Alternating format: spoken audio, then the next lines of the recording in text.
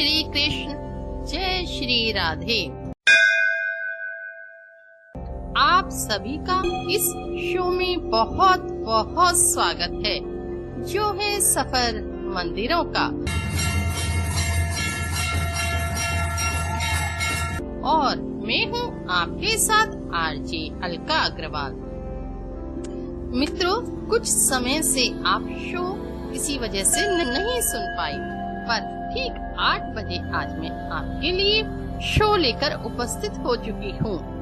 मित्रों, हमारा जो एक शो नंदगांव के ऊपर आधारित था, उसमें हमने एक नया सेगमेंट प्रारंभ किया था, जिसका नाम था ज्ञान मंजरी।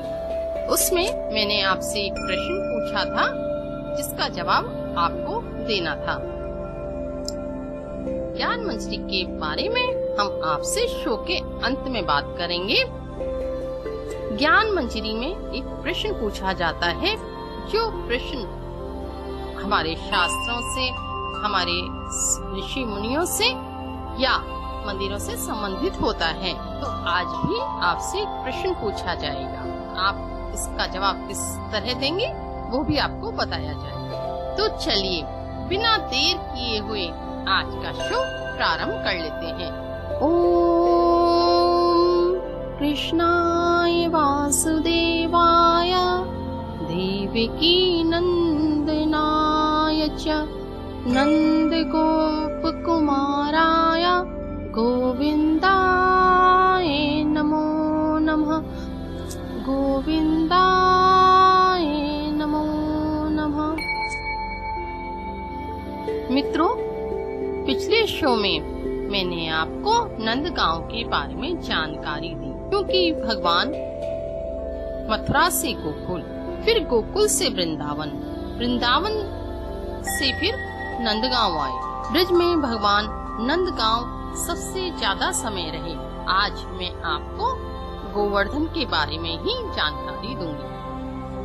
मथुरा पहुंचने के बाद आप गोवर्धन टैक्सी लेकर जा सकते हैं, बस से जा सकते हैं या 3 व्हीलर से भी पहुंच सकते हैं। ब्रज में गोवर्धन की परिक्रमा का बहुत अधिक महत्व है। तो सबसे पहले मैं आपको यह बता दूं कि गोवर्धन ब्रज में कैसे उपस्थित हुए, पर उससे पहले लेना होगा हमें एक छोटा सा अंतराल। सुनते रहिए सफर मंदिरों का।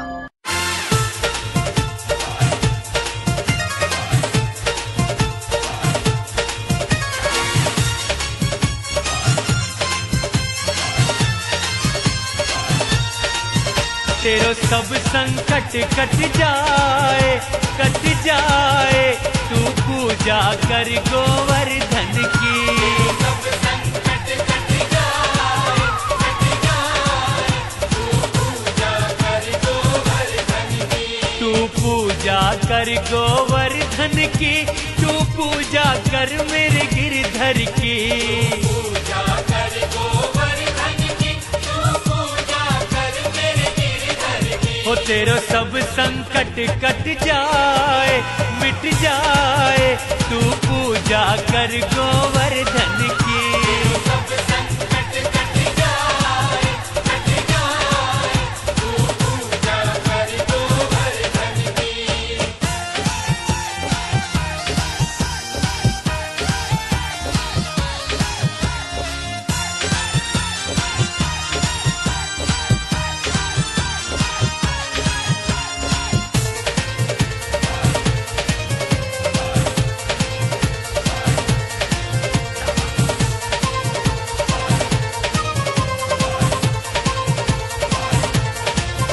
गिरिराज देवता न्यारो है, जन मान इंद्र को मारो है। हो या है दुनिया दूध चढ़ाए, तू पूजा कर गोवर्धन की।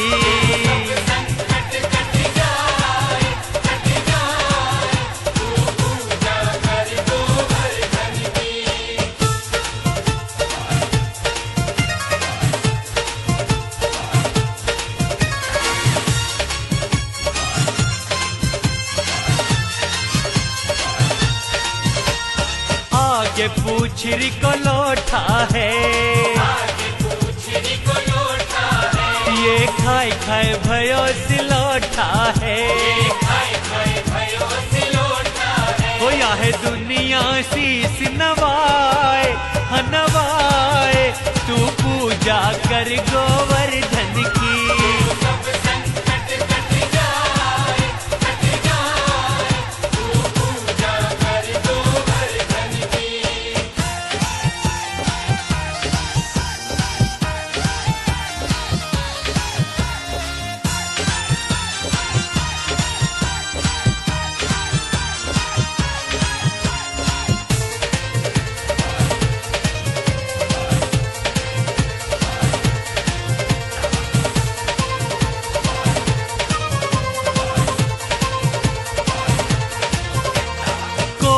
इंद्र ने जब कीन्हो,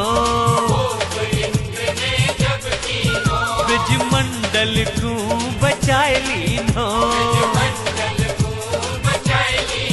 ब्रजवासिन को लियो बचाए, हाँ बचाए, तू पूजा कर गोवर्धन की।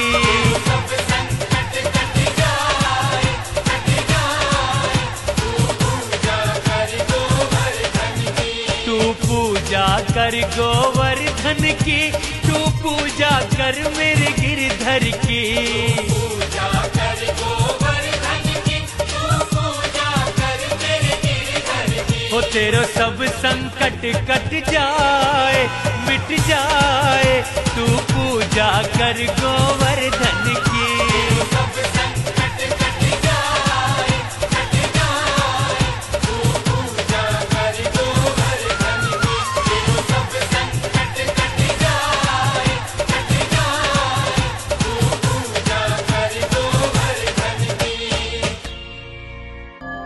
फिर से एक बार आप सभी का इस शो में बहुत बहुत स्वागत है, जो है सफर मंदिरों का। मित्रों, गोवर्धन की परिक्रमा लगाने के लिए लोग दूर दूर से आते हैं। पूर्णिमा, अमावस्या, एकादशी, गुरु पूर्णिमा को बहुत अधिक भीड़ रहती है। तो सबसे पहले मैं आपको बता देती हूँ कि ब्रज में गोवर्धन कैसे प्रकट हुए। इसके पीछे एक कथा आती है। गोवर्धन के प्रकट होने का इतिहास बताती हूँ। गर्ग संहिता के अनुसार एक बार पुलत्स्य मुनि तीर्थ भ्रमण के लिए निकले। तीर्थ भ्रमण करते करते वो द्रोणगिरि पहुँचे। वहाँ उन्होंने द्रोणगिरि के पुत्र गोवर्धन को देखा, जो बहुत आकर्षक और शांत थे। पुलत्स्य मुनि ने द्रोणगिरि से बोला कि मैं आपके पुत्र गोवर्धन को ले जाना चाहता हूँ। द्रोणगिरि कुछ बोल ना सके कि अगर मना कर दिया तो कहीं हमें श्राप ना दे दे। तो द्रोणगिरि ने आज्ञा दे दी। पर गोवर्धन पर्वत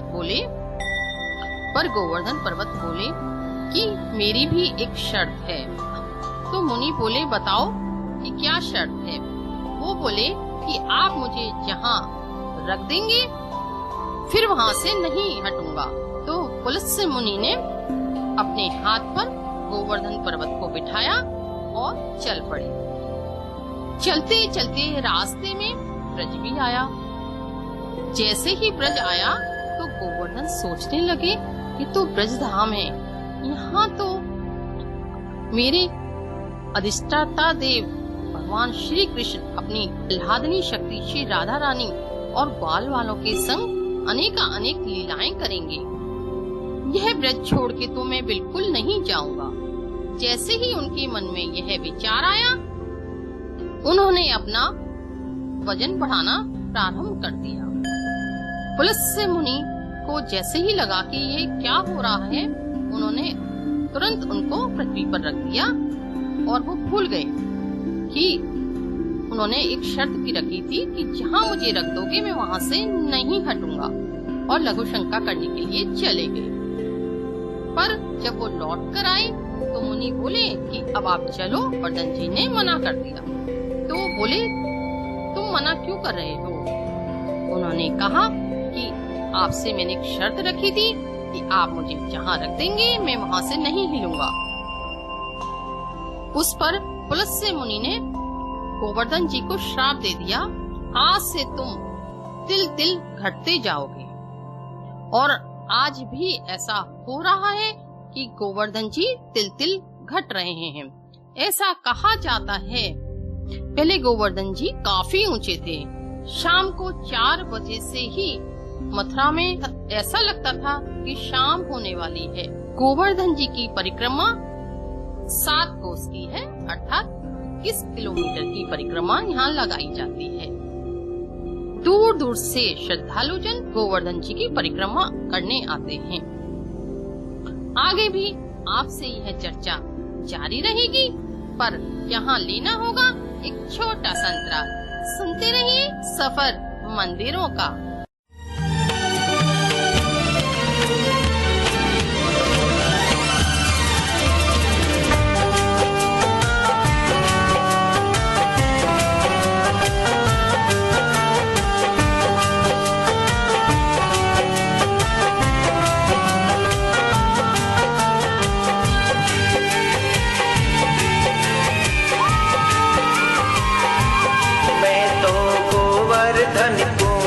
मेरी वीर नाय माने मेरो मनुआ, गोवर्धन को जाओ मेरी वीर, नाय माने मेरो मनुआ, नाय माने मेरो मनुआ, अररर नाय माने मेरो मनुआ, नाय माने मेरो मनुआ, अररर नाय माने मेरो मनुआ।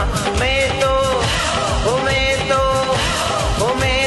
गोवर्धन को जाऊं मेरी वीर, नाय माने मेरो मनुआ, मैं तो गोवर्धन को जाऊं मेरी वीर, नाय माने मेरो मनुआ, मैं तो गोवर्धन को जाऊं मेरी वीर, नाय माने मेरो मनुआ।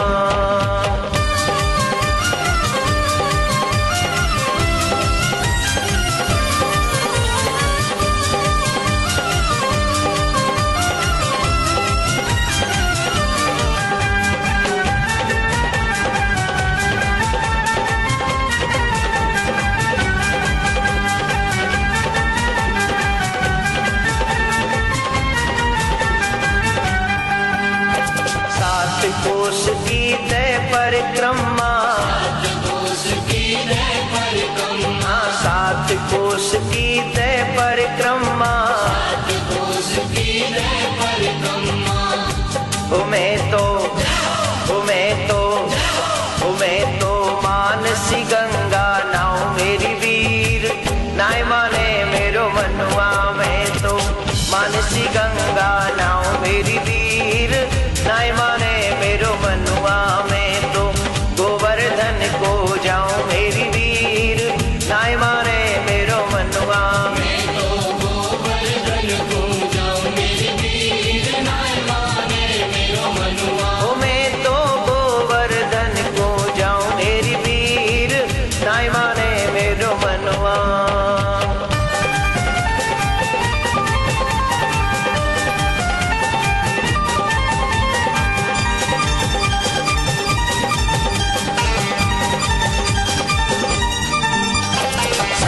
शेर की करिए करैया, 7 शेर की करिए करैया, 7 शेर की करिए करैया, 7 शेर की करिए करैया, मैं तो संतन न्योट जिमाऊं मेरी वीर, नाय माने मेरो मनुआ। मैं तो संतन न्योट जिमाऊं मेरी वीर, नाय माने मेरो मनुआ। मैं तो गोवर्धन को जाऊं मेरी वीर, नाय माने मेरो मनुआ, मैं तो गोवर्धन को जाऊं मेरी वीर, नाय माने मेरो मनुआ, मैं तो गोवर्धन को जाऊं मेरी वीर, नाय माने मेरो मनुआ।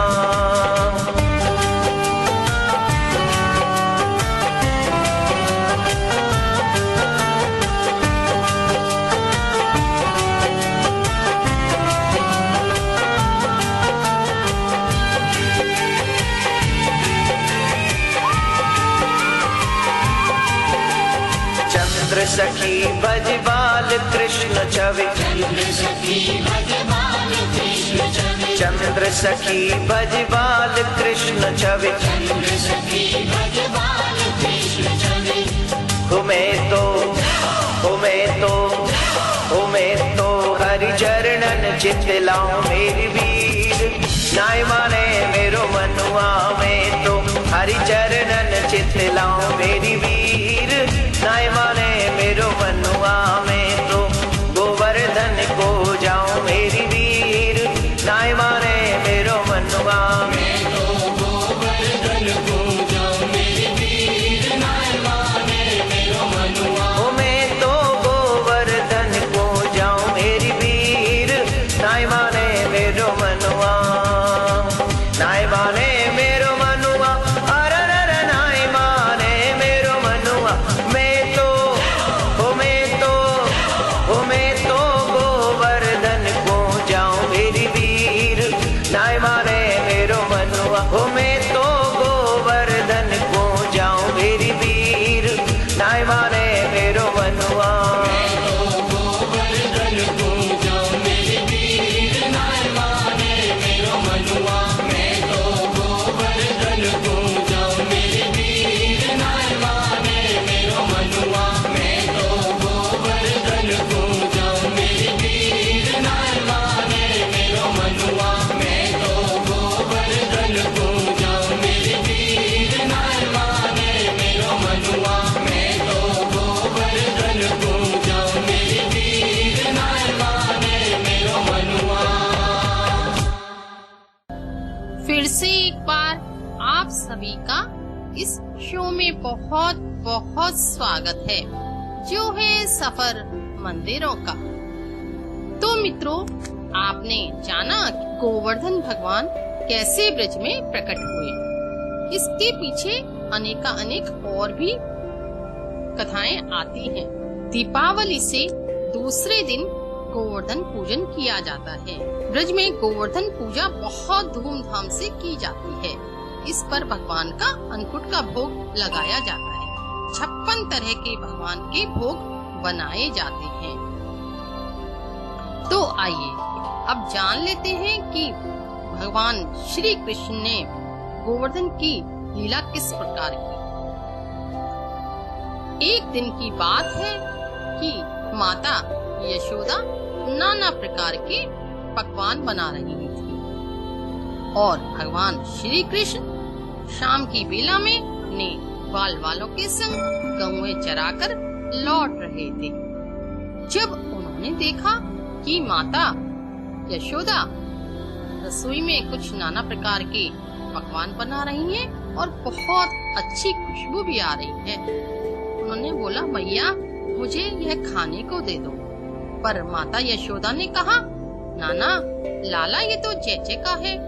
तो भगवान अपने मन में सोचने लगे कि हमसे बड़ी जय कौन है। तो माता यशोदा बोली कि जा अपने बाबा से पूछ ले। तो भगवान श्री कृष्ण अपने बाबा के पास गए।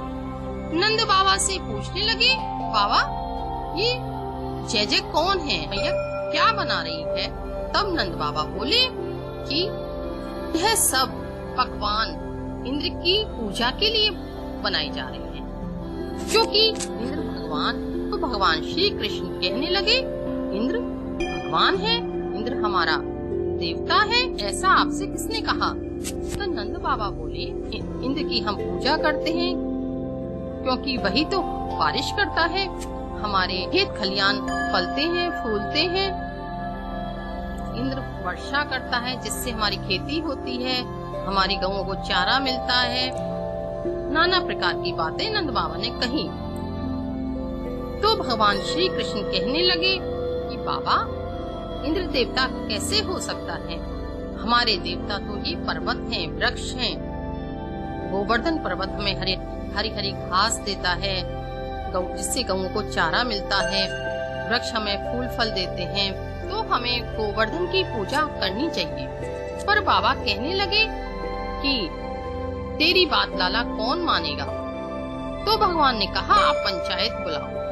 पंचायत में फिर यही फैसला हुआ कि इंद्र की पूजा छोड़कर गोवर्धन की पूजा की जाए। तो फिर क्या था, तो सब लोग वैसे ही तैयार हो गए जैसे श्री कृष्ण ने कहा था। श्री कृष्ण कहने लगे, चलो अब हम सब मिलकर गोवर्धन की पूजा करने चलेंगे। अब भगवान सब ब्रजवासियों के साथ गोवर्धन पहुंच गए।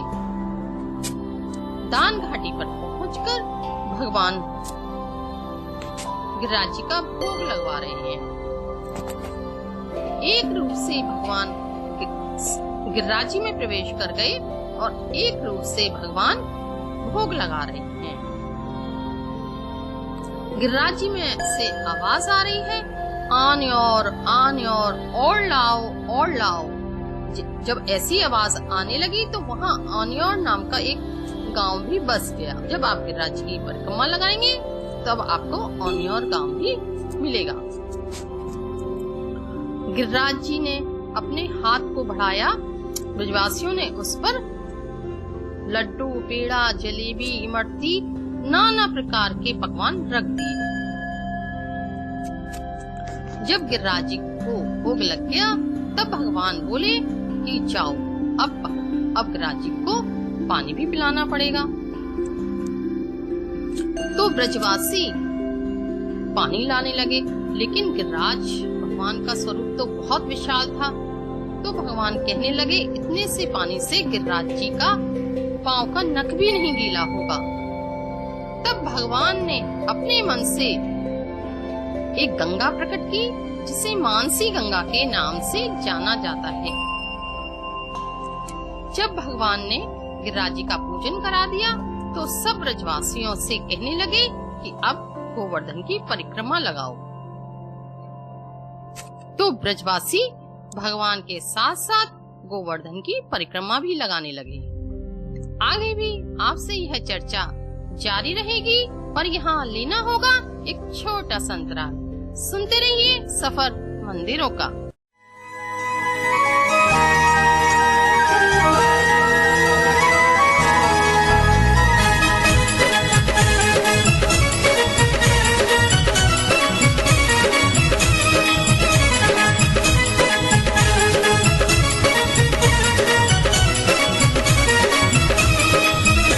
श्री गोवर्धन महाराज महाराज तेरे माथे मुकुट विराज रहो। श्री गोवर्धन महाराज महाराज तेरे माथे मुकुट विराज रहो। श्री गोवर्धन महाराज महाराज तेरे माथे मुकुट विराज रहो।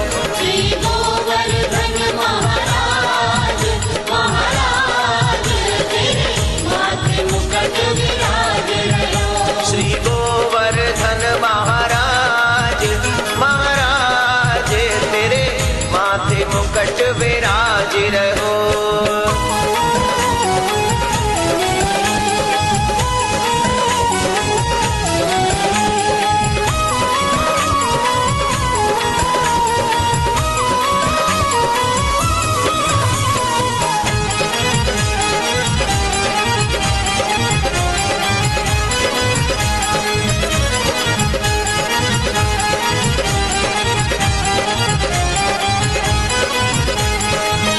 तुम पे पान चढ़े तुम पे फूल चढ़े। तुम पे पान चढ़े तुम पे फूल चढ़े। तुम पे पान चढ़े तुम पे फूल चढ़े। तुम पे पान चढ़े तुम पे फूल चढ़े। तुम पे चढ़े तुम पे चढ़े तुम पे चढ़े दूध की धार हो धार तेरे माथे मुकुट विराज रहो। श्री गोवर्धन महाराज महाराज तेरे माथे मुकुट विराज रहो। श्री गोवर्धन महाराज महाराज तेरे माथे मुकुट विराज रहो। श्री गोवर्धन महाराज महाराज तेरे माथे मुकुट विराज रहो।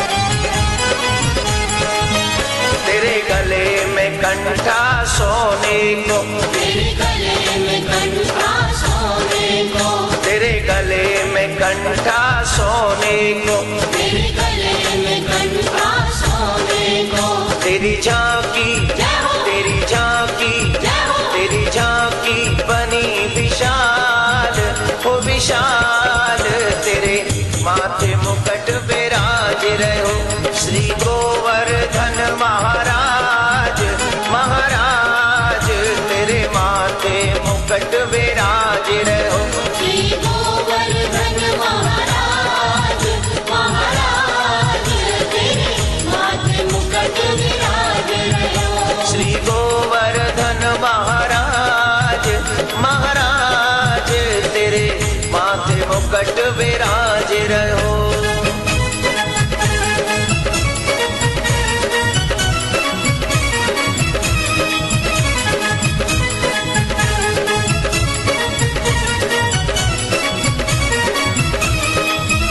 तेरी 7 कोस की परिक्रमा, तेरी 7 कोस की परिक्रमा, तेरी 7 कोस की परिक्रमा, तेरी 7 कोस की परिक्रमा, और चकले, और चकले, और चकलेश्वर विश्राम, विश्राम, तेरे माथे मुकुट विराज रहो श्री गोवर्धन महाराज, महाराज, तेरे माथे मुकुट विराज रहो श्री गोवर्धन महाराज, महाराज, तेरे माथे मुकुट विराज रहो, श्री गोवर्धन महाराज, महाराज, तेरे माथे मुकुट विराज रहो श्री गोवर्धन महाराज,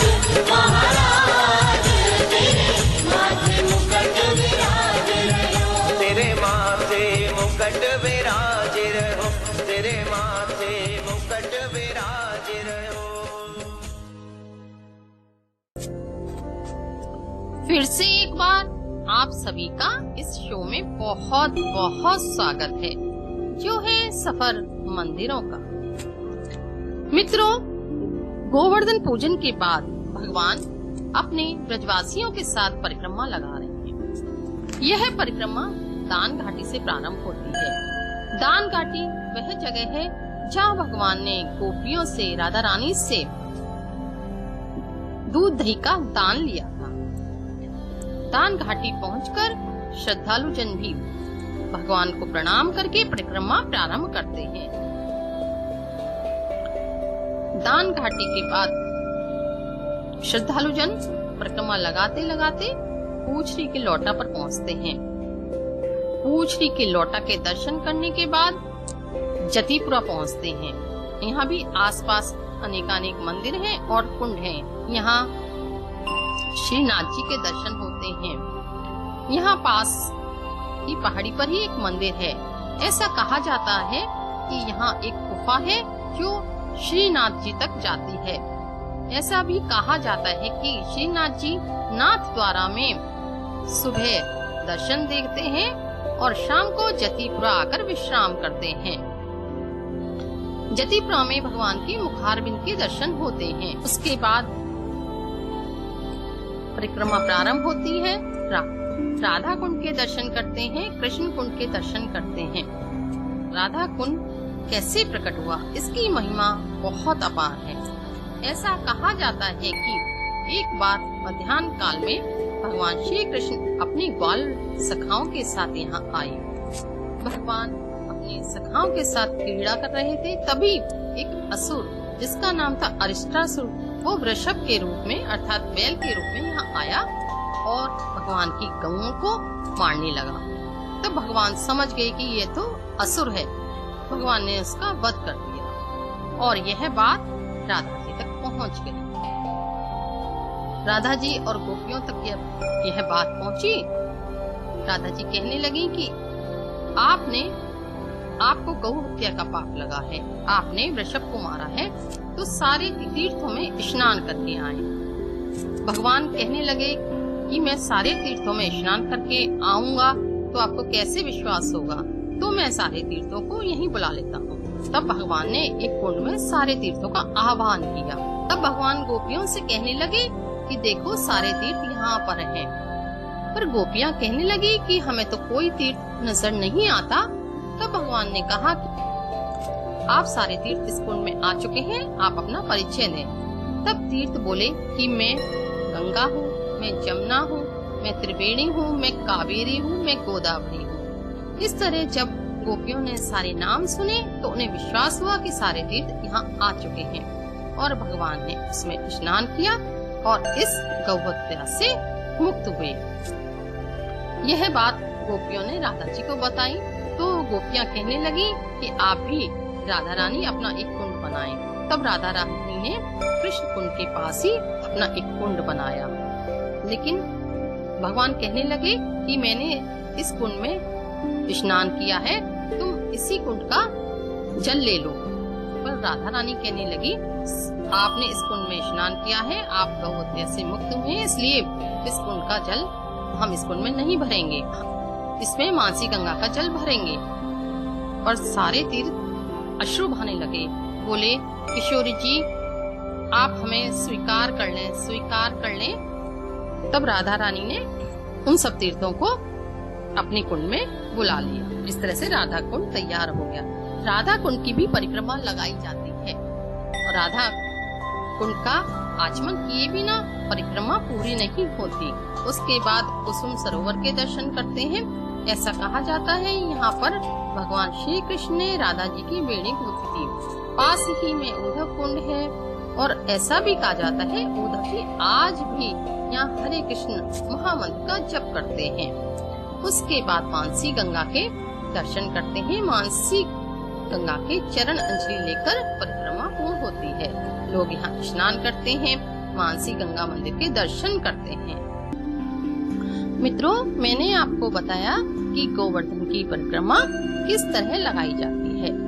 यह परिक्रमा 21 किलोमीटर की होती है। एक बड़ी परिक्रमा लगाई जाती है और एक छोटी परिक्रमा लगाई जाती है। यहाँ श्रद्धालु जन गोवर्धन की परिक्रमा करने के बाद भगवान गोवर्धन जी को दूध चढ़ाते हैं। जब भक्त जनों की मनोकामनाएं पूर्ण हो जाती हैं, तो गोवर्धन भगवान को दूध की धार भी यहाँ चढ़ाई जाती है। परिक्रमा मार्ग में आपको अनेकानेक बंदर, गौएं दिखाई देंगी। परिक्रमा मार्ग में ही एक दंडवती शिला है। ऐसा भी कहा जाता है कि जो गोवर्धन की परिक्रमा नहीं कर पाता, वो इस शिला के साथ परिक्रमा कर लेता है तो उसे गोवर्धन की परिक्रमा का ही पूर्ण फल मिलता है। परिक्रमा मार्ग में ही आपको सिंदूरी शिला के दर्शन होंगे। जब आप इस शिला को अंगूठे से रगड़ते हैं तो आपका अंगूठा हल्का लाल रंग का हो जाता है। ऐसा कहा जाता है कि भगवान श्री कृष्ण ने सिंदूरी शिला को रगड़कर राधा जी की मांग में सिंदूर भी भरा। गोवर्धन परिक्रमा मार्ग में आपको खाने पीने की पूरी सुविधा मिलेगी। मथुरा से गोवर्धन की दूरी 21 किलोमीटर की है। अपने निजी वाहन से आप 40-45 मिनट में पहुंच जाएंगे। तो मित्रों, भगवान श्री कृष्ण ने गोवर्धन पूजन करने के बाद सब ग्वाल वालों के साथ गोवर्धन की परिक्रमा दी और गोवर्धन भगवान की जय जयकार भी हुई। जब गोवर्धन भगवान की जय जयकार हुई तो यह जय जयकार इंद्रलोक तक पहुंची। इंद्र सोचने लगा ये पृथ्वी में किसकी जय जयकार हो रही है। उसे पता लगा कि एक छोटा 7 वर्ष का बालक गिरिराज जी का पूजन कर रहा है और उसने मेरी पूजा बंद करा दी है।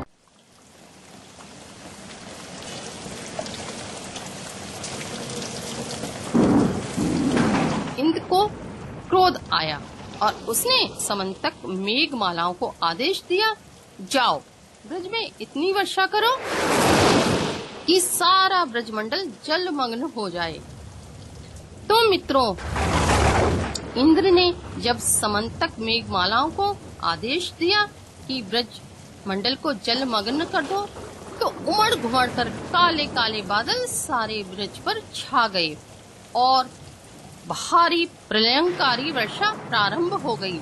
ऐसा कहा जाता है वर्षा की बूंदें इतनी मोटी थी जैसे हाथी की सूंड।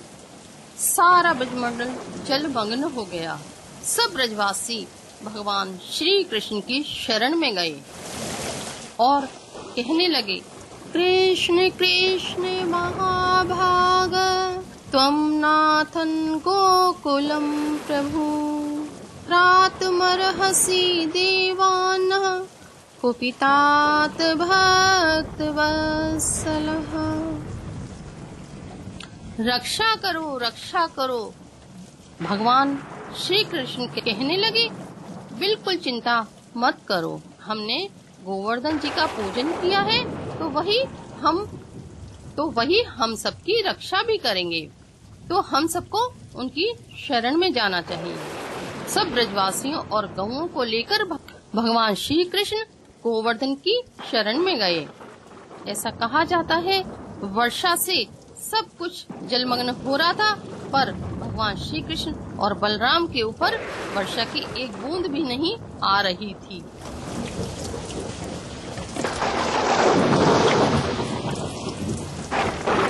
सब गोवर्धन जी की शरण में गए। फिर क्या था, भगवान ने देखते ही देखते अपने बाएं हस्त की कनिष्ठिका उंगली के नख पर गोवर्धन को धारण कर लिया और भगवान श्री कृष्ण गिरधारी कहलाए। 7 दिन 7 रात्रि पर्यंत भगवान श्री कृष्ण ने गोवर्धन को अपने बाएं हस्त की कनिष्ठिका उंगली के नख पर धारण कर लिया। मानो भगवान श्री कृष्ण कह रहे हो कि जो मेरी शरण में आएगा, मैं जीवन पर्यंत भूखे प्यासे रहकर उसकी रक्षा भी करूंगा। भगवान श्री कृष्ण ने 7 दिन 7 रात्रि कुछ नहीं खाया पिया और सब ब्रजवासियों को गोवर्धन पर्वत के नीचे खड़ा कर दिया, जिससे सबकी रक्षा हुई। फिर ब्रजवासी कहने लगे कि कान्हा, तू थक गया होगा, चलो हम भी अपना कुछ बल लगा देते हैं। भगवान बोले, ठीक है, तुम सब अपनी लकुटियों को लगाओ, अर्थात लाठियों को लगाओ। जैसे ही भगवान ने अपनी उंगली को थोड़ा सा ढीला किया, गोवर्धन पर्वत नीचे आने लगा। फिर सब ब्रजवासी कहने लगे, लाला तू ही इस गोवर्धन पर्वत को उठा, हम नहीं उठा सकते। तो भगवान श्री कृष्ण ने गोवर्धन पर्वत कैसे उठाया? मानो राधा रानी की शक्ति से ही भगवान श्री कृष्ण ने यह गोवर्धन पर्वत उठाया।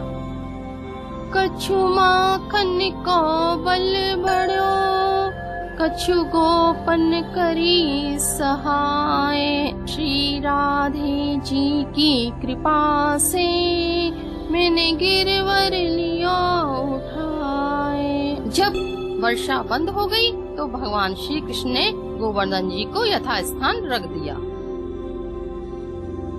फिर इंद्र ने पता कराया कि देखो ब्रजमंडल तो जलमग्न हो चुका होगा, पर ऐसा कुछ भी नहीं था, सब तरफ सूखा ही सूखा था। जब इंद्र को बताया गया कि ब्रजमंडल तो सूखा है, तब इंद्र को अपनी गलती पर पछतावा हुआ। कामधेनु बहू के साथ ऐरावत हाथी पर बैठकर इंद्र भगवान श्री कृष्ण के सामने आया, भगवान से क्षमा मांगी और आकाश गंगा के जल से भगवान को स्नान कराया। जो कुंड बनकर तैयार हुआ उसका नाम था गोविंद कुंड, क्योंकि इंद्र ने भगवान को गोविंद नाम भी दिया था। इस गोविंद कुंड की भी बड़ी भारी महिमा है। अब हमारे साथ हैं पुरुषोत्तम गोस्वामी जी पंडित जी। तो पंडित जी, आप हमें गिरिराज जी की महिमा के बारे में बताएं। जय जय श्री राधे, जय श्री रावण। सबसे पहले तो गोवर्धन भगवान के चरणों में प्रणाम। श्री गिरिराज जी महाराज जो कि ब्रज के राजा हैं। गोवर्धन की जो महिमा है वो वेदों में भी वर्णन है, क्योंकि बताते हैं, लोगों ने सुना है, लोग भी वर्णन करते हैं कि जैसे कि ब्रज में जो 12 वन और जो 24 उपवन है, उसमें से भी गोवर्धन भी एक वनों में आता है। गोवर्धन जो वन में आता है, क्योंकि गिरिराज जी जो है वो 84 कोस के अंदर तक फैले हुए हैं। जो 4 पर्वतों की ब्रज के अंदर जो श्रृंखला है, उसमें गिरिराज जी का भी नाम वर्णित है, ये 4 पर्वतों की श्रृंखला में। तो यहाँ गोवर्धन जी की 2 प्रकार की परिक्रमा लगती हैं, एक बड़ी परिक्रमा, एक छोटी परिक्रमा। जो बड़ी परिक्रमा है वो 21 कोस की है और छोटी परिक्रमा है वो 7 कोस की है। जो गोवर्धन जी की जो प्राकट्य है वो कहते हैं कि त्रेता में भगवान श्री राम ने जब रामावतार लिया था तो रामावतार के समय पे जब सभी सेना को उन्होंने आदेश दिया कि चारों दिशाओं से जाकर के पर्वत पत्थर वगैरह जो भी वो लेकर के आए पुल निर्माण के लिए, सेतु बंधन रामेश्वर के लिए, तो उस समय हनुमान जी हिमालय पर्वत की ओर गए तो वहां से इस गिरिराज शिला को लेकर के वो आए थे कि मैं आपको प्रभु श्री राम की सेवा में उपस्थित करना चाहता हूँ, आप चल करके प्रभु श्री राम की सेवा में पधारिए। तो जब वहां से लेकर के चले तो रास्ते में जब लेकर के आ रहे थे तो उनको आदेश प्राप्त हुआ कि सेतु बंधन रामेश्वर का कार्य पूर्ण हो गया है, जिस किसी ने भी जो वस्तु यहाँ से लिए वो उसको वही रखते। तो हनुमान जी ने जैसे ही आदेश सुना तो उन्होंने हनुमान जी ने गोवर्धन जी को वही गोवर्धन में ही विराजमान किया, तो जिससे गोवर्धन भगवान व्याकुल हो गए, बोले कि आपने मुझको वरदान दिया था कि मैं आपको प्रभु श्री राम की सेवा में ले जाऊंगा, परंतु आपने अब मुझको यहाँ स्थापित कर दिया है। तो हनुमान जी एकदम चकित होकर के भगवान श्री राम का ध्यान करने लगे, बोले मैं प्रभु श्री राम से अनुमति प्राप्त करता हूँ। तो राम जी ने हनुमान जी को वचन दिया कि मैं गिरिराज जी को वचन देता हूँ कि द्वापर युग में जब मैं श्री कृष्ण का रूप लेकर के बीच में प्रकट होऊंगा तो अपनी सारी बाल्य लीलाएं मैं इस गोवर्धन पर्वत के ऊपर धारण करूंगा, इस गोवर्धन पर्वत के ऊपर करूंगा। तो जब भगवान गोवर्धन नाथ को ये वरदान प्राप्त हुआ तो उन्होंने भगवान की आराधना करी, और आज भी वो गोवर्धन पर्वत जो कि गोवर्धन में है वो ठाकुर जी की आराधना कर रहे हैं। इसीलिए भगवान ने इनको 7 दिन 7 रात तक अपनी कनिष्ठिका उंगली पर धारण किया था। कनिष्ठिका मतलब जो अपने सीधा उंगली जो सबसे छोटी उंगली होती है उस उंगली पर इसको धारण किया था, क्योंकि भगवान के लिए उन्होंने आराधना की तो भगवान ने उस आराधना का फल गोवर्धन नाथ को दिया। कहते हैं कि जब लीला का जो वर्णन है कि जब कंस के द्वारा ये सब ब्रजवासियों को प्रताड़ित किया जा रहा था तो उस समय नंद बाबा जब एक उत्सव की रचना कर रहे थे, उत्सव की तैयारी कर रहे थे, तो उसी समय भगवान बालकृष्ण के रूप में आकर के नंद बाबा से पूछने लगे कि बाबा आप ये क्या कर रहे हो, इतनी जोर से जो धूमधाम से उत्सव की तैयारियां चल रही है, कि सारी ब्रजगोपी इधर से उधर भाग रही है, सारे ग्वाल वाले इधर से उधर भाग रहे हैं, कोई अपने घर से चावल ला रहा है, कोई अपने घर से घी ला रहा है, कोई कुछ ला रहा है, ये सब क्या कर रहा है। तो नंद बाबा ने कहा कि कन्हैया हम ये इंद्र की पूजा की तैयारी कर रहे हैं, इंद्र देवता जो कि हमारे भगवान है उनकी पूजा की तैयारी कर रहे हैं। तो भगवान के मन में एक प्रश्न उठा कि बाबा इंद्र कौन से भगवान है, क्या इंद्र हमारे तीनों लोगों का भगवान है, तीनों लोगों का जगतपति है, वही हमको भोजन अन्न पानी देता है कि हम उसकी पूजा करेंगे तो बारिश करेगा, बारिश से फसल होगी और सारे जीव जंतुओं को हम सबको भोजन प्राप्त होगा। तो भगवान श्री कृष्ण ने वो अभिमान, इंद्र का अभिमान नष्ट करने के लिए इस लीला को किया था। तो इस लीला में जब उसने इंद्र ने देखा कि भगवान श्री कृष्ण के कहने के अनुसार, जब भगवान श्री कृष्ण ने नंद बाबा से कहा कि जो अपनी इच्छानुसार अपनी तरफ से जो हमको भोजन प्राप्त कराता है, जो हमको भोजन देता है, वो हमारा भगवान है, वो हमारा इष्ट है। तो बोले कि ब्रज का इष्ट कौन है? बोले कि ब्रज के इष्ट है हमारे गिरिराज पर्वत, क्योंकि हमारी सारी गाय उस पर्वत पे चढ़ती है, उस पर्वत से वृक्ष लाते हैं, फल लाते हैं, सब कुछ हमको वहां से मिलता है, तो वो हमारे भगवान है, क्योंकि इष्ट हमारा जो हमको भोजन देता है वो हमारा इष्ट है जी। तो नंद बाबा ने भगवान श्री कृष्ण की बात को स्वीकार करके और गोवर्धन नाथ की पूजा करी कि एक रूप से पूज रहे और एक से रहे पूजाए, कि यहाँ भी भगवान की लीला हुई कि भगवान एक रूप से तो स्वयं उनको पूज रहे हैं, उनका पूजन कर रहे हैं, उनका सम्मान कर रहे हैं, और दूसरे रूप से अपने आप को पुजवा भी रहे हैं। तो ये सब लोग जब बाल बाल जब भोजन की थाली और अन्नकूट का प्रसाद लेकर के वहां पहुंचे तो देख के आपस में एक दूसरे से चर्चा करने लगे कि भैया इस गोवर्धन भगवान का जो मुखारविंद है ये तो हमारे लोगों कन्हैया से मिलता है, ये तो हमारे कन्हैया की तरह है। बोले तो ये हमारा कन्हैया तो हमारे पास है, पर ये हमारा भगवान कैसे है? तो उसका नाम पड़ा मुखारविंद। जहाँ भगवान ने अपने मुख से स्वयं भोजन को प्राप्त किया तो उसका नाम पड़ा मुखारविंद। हाँ जी। तो इसके द्वारा जब गोवर्धन नाथ प्रसन्न हुए तो प्रसन्न होकर उन्होंने ब्रजवासियों को वरदान दिया कि आज से तुम्हारी मैं पूजा से प्रसन्न हूँ, तुम्हारे सारे मनोरथ पूर्ण होंगे। तो उस प्रकार से जब इंद्र को ये बात मालूम पड़ी कि नंदगांव के जो ग्वाला हैं, जो ब्रजवासी हैं, उन्होंने मेरी पूजा का भाग नहीं किया है, मुझको यहाँ से निष्कासित कर दिया है, तो इंद्र क्रोध में आ गया। जब इंद्र क्रोध में आ गया तो उसने अपने सांबर्तक नाम के एक देव को ब्रज को डोगरी के लिए भेजा कि जाकर के तुम मुझ पर इतनी घोर बरसात करो अपने काले भयंकर बादलों को ले जाकर कि ये समस्त ब्रज जो है वो गाय पशु पक्षी जीव जंतु सब उसमें बह जाए, कोई भी जीवित नहीं बचे। भगवान ये चीज को देख करके नीचे बैठे बैठे मुस्कुरा रहे थे। तो इंद्र ने जैसे सांबर तक को आदेश दिया तो 7 दिन 7 रात तक बारिश हुई। भगवान ने जाकर के जब सब अपने ग्वाल जब सब भगवान की शरण गए, बोले भैया इतने भयंकर बाढ़ आ रही है, इतने मेघ आ रहे हैं, बरसात आ रही है, चारों तरफ पानी भरा हुआ है, हम सब बह जाएंगे, हमारी रक्षा करो। तो भगवान श्री कृष्ण ने कही कि हमने जिस देवता की पूजा की है, जो हमारे ब्रज के रक्षक हैं, जो ब्रज के रक्षक हैं गोवर्धन नाथ गिरिराज जी, क्योंकि गिरिराज जी को गिरिराज शिला भी बोला जाता है। जैसा नारायण शिला है उसी प्रकार गिरिराज जी को एक शिला का भी रूप है, क्योंकि नारायण शिला की पूजा जिस प्रकार से होती है उसी प्रकार से गिरिराज जी की शिला का पूजन होता है। तो ले चलो उनकी शरण में जाकर के उनसे ही प्रार्थना करते हैं। तो गोवर्धन नाथ की शरण में गए। जब सब ग्वाल गोवर्धन नाथ की शरण में गए तो गोवर्धन नाथ को मुस्कुरा करके भगवान श्री कृष्ण ने अपनी कनिष्ठ का उंगली पर धारण कर लिया। तो धारण करने के बाद जब उसके नीचे वो सब ग्वाल वालों को बुलाने लगे कि भैया सब ब्रजवासियों इसकी रक्षा वैसी छतरी के नीचे आ जाओ, तो सब घबराने लगे। बोले छोटा सा हमारा बाल रूप का कन्हैया अपनी छोटी सी उंगली पर इतना बड़ा पत्थर उठा के नहीं खड़ा हुआ है, अगर ये पत्थर गिर गया तो हम सब लोग दब जाएंगे, हमारा कन्हैया दब जाएगा।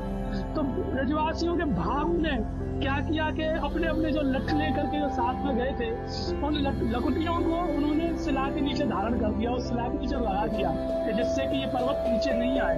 और उधर ये सब चीज देख करके राधा रानी भी मन मन मुस्कुरा रही थी।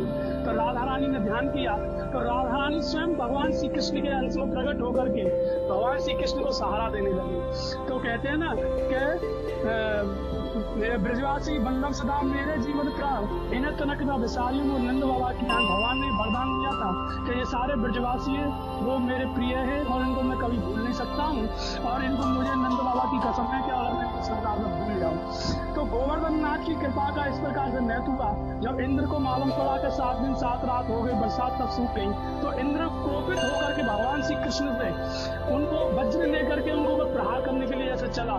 तो भगवान श्री कृष्ण ने अपनी भक्ति को प्रेरणा मात्र कर करेंगे और उसको एकदम शरीर को उसके को नष्ट कर दिया। तो देवगुरु बृहस्पति जब वहां आए देखा कि इंद्र जो है वो विकलांगता की अवस्था में पड़ा हुआ है। बोले कि तुमने ये क्या अपराध किया, जो स्वयं परम ब्रह्म है तुम उससे युद्ध कर रहे हो, जो स्वयं भगवान है, जो साक्षात नारायण है। बोले तो गुरु मैं अब इसके कैसे उसके पाप से विमोचित करूं। बोले कि आप जाओ भगवान श्री कृष्ण क्षमा मांगे, जाकर उनसे क्षमा मांगो, उनकी शरण में जाओ। बोले अक्षरम परमं ब्रह्म ज्योति रूपम सनातनम, इस मंत्र का जाप करते हुए आप भगवान श्री कृष्ण की शरण में जाओ। तो भगवान श्री कृष्ण की शरण में जाओ। इंद्र इस मंत्र का जाप करते हुए आए अपने उसको ऐरावत हाथी को लेकर के। तो आकर के जब उसने अपनी क्षमा मांगी तो भगवान श्री कृष्ण ने उसको ज्ञान उपदेश दिए। तो ज्ञान उपदेश देने के बाद में जब इंद्र ने कहा कि प्रभु मेरे मन में उत्कंठा है। बोले क्या? बोले कि मैं आपका अभिषेक करना चाहता हूँ, आपको अभिषेक के द्वारा प्रसन्न करना चाहता हूँ। तो बोले कि ठीक है जैसी तुम्हारी मर्जी। तो इंद्र ने आकाश गंगा से, आकाश गंगा का देखिए जो स्वरूप है, आज हम साइंस में भी देखते हैं आकाश गंगा का जो रूप है वो सफेद कलर का है। तो आकाश गंगा का उन्होंने आह्वान किया। इंद्र ऐरावत से कहा कि आकाश गंगा को लेकर के आओ। तो आकाश गंगा जब आई अभिषेक के लिए, उन्होंने साक्षात परम ब्रह्म का अभिषेक किया तो उसका नाम पड़ा मानसी गंगा, जो कि दूध की धार बोली जाती है। इसीलिए गोवर्धन में दूध की धार की परिक्रमा लगाई जाती है। इस प्रकार गोवर्धन नाथ की ये लीला है। गोवर्धन नाथ के 56 प्रकार के भोग लगते हैं, अन्नकूट का प्रसाद लगाया जाता है उसी दिन। ये जो भाई दूज आती है, भाई दूज के दूसरे दिन अन्नकूट का प्रसाद महोत्सव होता है, जिसको अन्नकूट महात्म बोला जाता है, जिसमें 56 प्रकार के व्यंजनों का भोजन लगाया जाता है। तो इसी में एक ब्रज की एक वो है कविता है कि जब भगवान श्री कृष्ण जब कर्मेंद्र पूजा हो रही थी, पूजा के बाद में कि विप्र वेद ते करे जीव का क्षत्रिय नहीं थे और वैश्य बने देनु ब्याज के मिले में नहीं थे कि पूरी छुन छुन छने कचौरी खस्ता सुंदर और रबड़ी लच्छेदार खीर केसरिया सुख कर हलवा मोहन थार जलेबी पेड़ा मठरी और टिकिया पूरे बड़े सौट पापड़ और पपड़ी। इस प्रकार के व्यंजनों को बना करके भगवान का भोग लगाया गया। 56 प्रकार के भोजनों से भगवान का प्रसन्न किया गया। कि एक भगवान ने जब छत्र के रूप में जो भगवान किसी के ऊपर अपना आशीर्वाद धारण कर देते हैं तो फिर उसका संसार में कोई क्या कर सकता है। जय श्री राम, जय श्री गोवर्धन नाथ। आगे भी यह चर्चा जारी रहेगी, पर यहाँ लेना होगा एक छोटा संतराल। सुनते रहिए सफर मंदिरों का। फिर से एक बार आप सभी का इस शो में बहुत बहुत स्वागत है, जो है सफर मंदिरों का।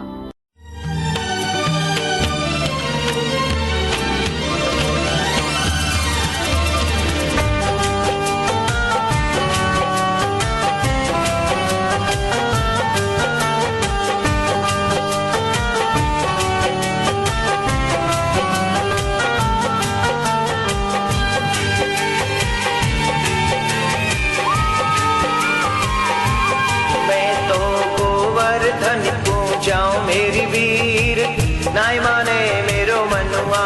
मैं तो गोवर्धन को जाऊं मेरी वीर नाय माने मेरो मनुआ। नाय माने मेरो मनुआ अरर नाय माने मेरो मनुआ। नाय माने मेरो मनुआ अरर नाय माने मेरो मनुआ। मैं तो गोवर्धन को जाऊं मेरी वीर नाय माने मेरो मनुआ। मैं तो गोवर्धन को जाऊं मेरी वीर नाय माने मेरो मनुआ। मैं तो गोवर्धन को जाऊं मेरी वीर नाय माने मेरो मनुआ।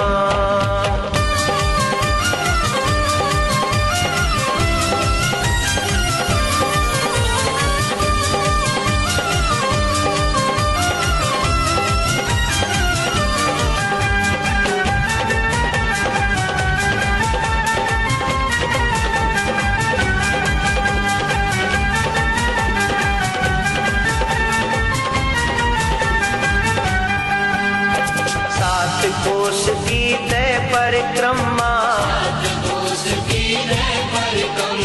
सात कोष की तय परिक्रमा।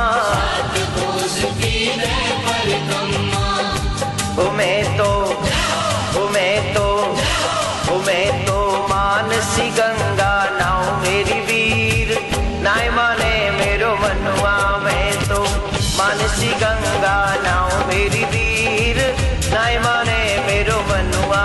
मैं तो गोवर्धन को जाऊं मेरी वीर नाय माने मेरो मनुआ। मैं तो गोवर्धन को जाऊं मेरी वीर नाय माने मेरो मनुआ। मैं तो गोवर्धन को जाऊं मेरी वीर नाय माने मेरो मनुआ।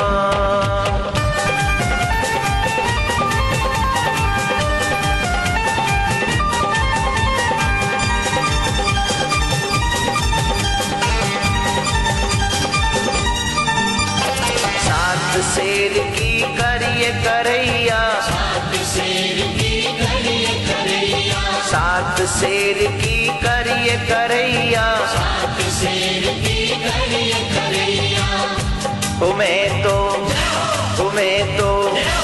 मैं तो संतन न्योत जिमाऊं मेरी वीर नाय माने मेरो मनुआ। मैं तो संतन न्योत जिमाऊं मेरी वीर नाय माने मेरो मनुआ। मैं तो गोवर्धन को जाऊं मेरी वीर नाय माने मेरो मनुआ। मैं तो गोवर्धन को जाऊं मेरी वीर नाय माने मेरो मनुआ। मैं तो गोवर्धन को जाऊं मेरी वीर नाय माने मेरो मनुआ।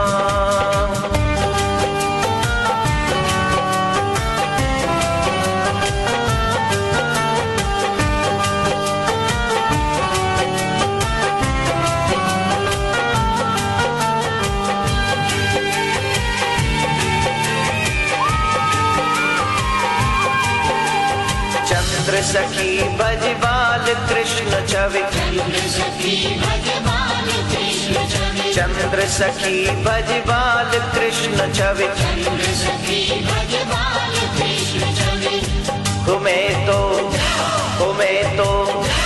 मैं तो हरि चरणन चितलाऊं मेरी वीर नाय माने मेरो मनुआ।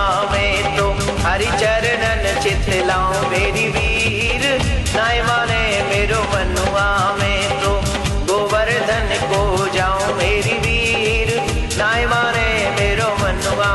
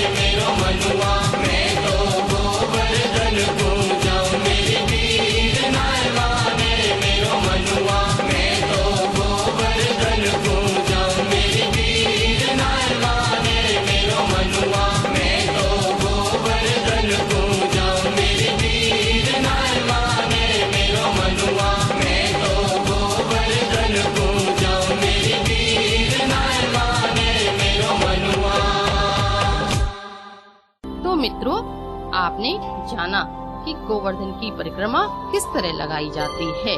तो जब आप मथुरा जाएं, गोवर्धन जी की परिक्रमा भी अवश्य करें। जिस तरह से चित्रकूट में कामदगिरि की परिक्रमा की जाती है, यहाँ ब्रज में गोवर्धन जी की परिक्रमा की जाती है। गोवर्धन और भगवान श्री कृष्ण में अणुमात्र भी अंतर नहीं है। भगवान गोवर्धन ही स्वयं श्री कृष्ण हैं। तो आइए अब ज्ञान मंजरी की ओर चलते हैं। हमारा जो 6th शो था वह नंदगांव के ऊपर आधारित था। हमने जो नया सेगमेंट शुरू किया है उसका नाम है ज्ञान मंजरी। हमने उसमें आपसे ज्ञान मंजरी के अंतर्गत एक प्रश्न पूछा था। वह यह था कि राम सेतु कितने दिनों में बनकर तैयार हुआ।